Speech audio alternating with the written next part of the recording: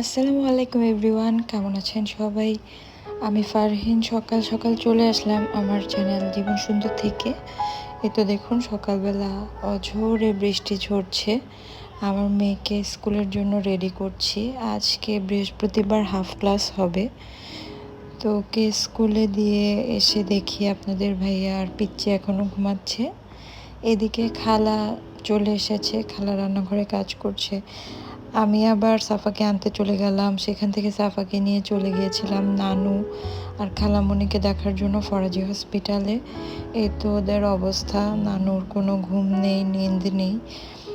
তো কেবিনটা মোটামুটি অনেক বড় ছিল, একই কেবিনে 2টা বেড আর এইদিকে সোফার মতো।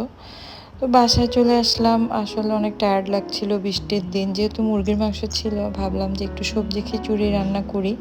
তো যেই ভাবনা সেই কাজ। সাফার বাবা অলরেডি 12টা বেজে গেছে, যেন উঠে খিচুড়ি খেতে পারে। আমি রান্না বসিয়ে দিলাম। বৃষ্টির দিনে আপনারা কে কে খিচুড়ি খেতে ভালোবাসেন বলুন তো?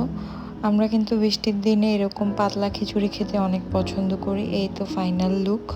আজকে আসলে লং তেমন কোনো ভিডিও দেওয়া হয়নি, আজকের জন্য এতটুকু। কালকে ইনশাল্লাহ লং ভিডিও দিব। ভালো থাকবেন সবাই।